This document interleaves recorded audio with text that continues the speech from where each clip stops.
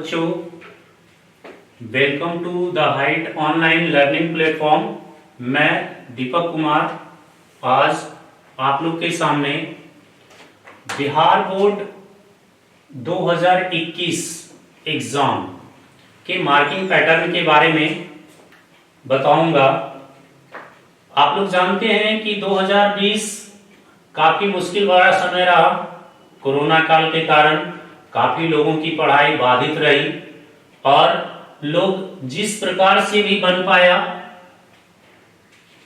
अपनी पढ़ाई को कंटिन्यू कर पाए, लेकिन बहुत सारे विद्यार्थियों के मन में ये एक क्वेश्चन बना हुआ है कि 2021 का जो मार्किंग पैटर्न है या सिलेबस है वो क्या रहेगा। तो उसी के बारे में मैं आज आप लोग को अवगत करूंगा, डिस्कस करूंगा। तो चलिए टाइम को ज्यादा बर्बाद न करते हुए मार्किंग स्कीम की ओर चलते हैं। तो जैसा कि आप देख रहे हैं बीएसईबी एग्जाम 2021 में मैथ्स से रिलेटेड बीएसईबी एग्जाम का मार्किंग पैटर्न क्या होगा उसके बारे में मैं आपको बता रहा हूं। अगर देखा जाए तो मैथ्स में कई सारे चैप्टर हैं, लेकिन अगर उसको एक ग्रुप में बांटा जाए तो पूरे गणित को, पूरे मैथ को 6 पार्ट में बांट सकते हैं और हर एक पार्ट का इंडिविजुअल आप तैयारी कर सकते हैं। जैसे कि पहला पार्ट वास्तविक संख्याएं रियल नंबर होता है, जिससे आपके एग्जाम में 10 मार्क्स का क्वेश्चन पूछा जाएगा। दूसरा जो पार्ट हम डिवाइड किए हैं वो आपका बीजगणित है, जिसे अलजेब्रा बोला जाता है। अलजेब्रा एग्जाम के दृष्टिकोण से काफी इंपॉर्टेंट चैप्टर है और मार्किंग वेटेज भी इसका काफी अच्छा है। 20 मार्क्स के क्वेश्चंस आपको बोर्ड में अलजेब्रा सेक्शन से देखने को मिल जाएंगे। तीसरे पार्ट की अगर बात करते हैं तो तीसरा पार्ट ज्यामिति से है, जिसको ज्योमेट्री भी बोला जाता है। ज्योमेट्री सेक्शन भी काफी महत्वपूर्ण रखता है, 20 मार्क्स इससे भी पूछे जाएंगे। चौथा जो चैप्टर हम लोग डिवाइड करते हैं वो है त्रिकोणमिति से, जिसको ट्रिगोनोमेट्री बोला जाता है। इससे आपका 20 मार्क्स का क्वेश्चन पूछा जाएगा। अगर हम पांचवें पार्ट की ओर चलें तो पांचवा पार्ट हमारा मेंसुरेशन क्षेत्रमिति आता है, जिससे आपको 20 मार्क्स के क्वेश्चंस देखने को मिलेंगे एग्जाम में। और लास्ट छठे पार्ट की बात करते हैं तो वो सांख्यिकी आता है, स्टैटिक्स, जिससे 10 मार्क्स का क्वेश्चन पूछा जाएगा। क्लियर? तो आप अगर देखें कि पूरे गणित को अगर हमने डिवाइड किया तो 6 पार्ट में डिवाइड किया गया, जिसकी मार्किंग पैटर्न जो है वो इस प्रकार से है।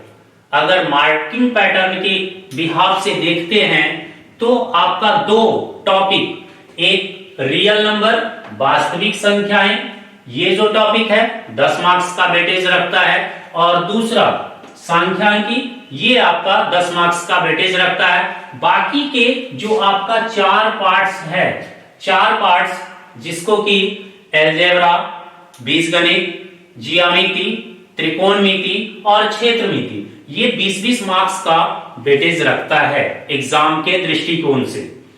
तो अब प्रश्न ये है कि सर मार्किंग स्कीम तो हम लोग जान गए कि कौन से चैप्टर से या किस टॉपिक से कितने मार्किंग का क्वेश्चन पूछा जाएगा। तो कम समय में ऐसा क्या किया जाए कि हम एग्जाम की तैयारी पूरी तरीके से कर लें। इसके लिए हमें इसके और भी अंतर्गत जानकारी लेना होगा, बहुत सारी जानकारी लेनी होगी। उसमें खास करके ध्यान ये देना होगा कि किस टॉपिक से हमें क्या पढ़ना है और कम समय में क्या पढ़ें जो सीधा एग्जाम से रिलेटेड हिट करे। क्लियर? तो मैं आगे आपको हर चैप्टर के बारे में थोड़ा सा जानकारी दे रहा हूं और आगे कंटिन्यू लगातार इसी प्लेटफॉर्म पर एक एक वीडियो हर एक टॉपिक का आपके सामने दूंगा। तो सबसे पहले अगर बात करते हैं वास्तविक संख्याएं की, वास्तविक संख्या रियल नंबर, आप लोग पढ़ चुके होंगे कि वास्तविक संख्या के अंतर्गत आपको यूक्लिड विभाजन एल्गोरिदम पढ़ना होगा। बिना यूक्लिड विभाजन एल्गोरिदम को आप वास्तविक संख्या पढ़ ही नहीं सकते। इसमें आपको परिमेय और अपरिमेय संख्या पढ़ना होगा, दशमलव भिन्न पढ़ना होगा, शांत दशमलव, अशांत दशमलव, ये सारी टॉपिक आपको वास्तविक संख्या के अंतर्गत पढ़ना होगा। और कुल वेटेज अगर देखा जाए तो 10 नंबर का क्वेश्चन आपको इस टॉपिक से पूछा जाएगा। बात करते हैं बीजगणित की, तो बीजगणित कई सारे चैप्टर इसमें आएंगे। जैसे आप जानते हैं बहुपद, जिसमें द्विघात बहुपद, त्रिघात बहुपद आपका बीजगणित के अंतर्गत आएगा। दो चर वाले रैखिक समीकरण बीजगणित के अंतर्गत आएगा। और समानांतर श्रेणी, जिसे आप एपी भी जानते हैं, वो बीजगणित के अंतर्गत आएगा। तो बीजगणित के अंतर्गत हम लोग 3 चैप्टर को कवर करेंगे। पहला बहुपद, बहुपद के अंतर्गत द्विघात बहुपद, त्रिघात बहुपद। दूसरा दो चर वाले रैखिक समीकरण, और तीसरा समानांतर श्रेणी एपी को अलजेब्रा के अंतर्गत हम लोग कवर करेंगे। ठीक है। नेक्स्ट ज्यामिति की बात करते हैं। ज्यामिति, इसके अंतर्गत हम लोग त्रिभुज से रिलेटेड प्रमेय, जिसे आप लोग थ्योरम के नाम से जानते हैं, प्रमेय को कवर करेंगे, जिसमें थेल्स प्रमेय, पाइथागोरस प्रमेय, समरूप त्रिभुज की कुछ शर्तें और कंडीशंस को देखेंगे ज्योमेट्री के अंतर्गत।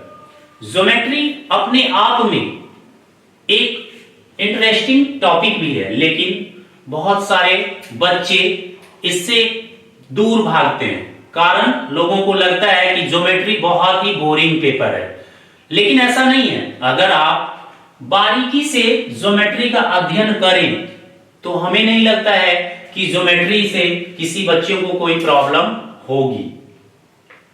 आगे बात करते हैं ट्रिगोनोमेट्री।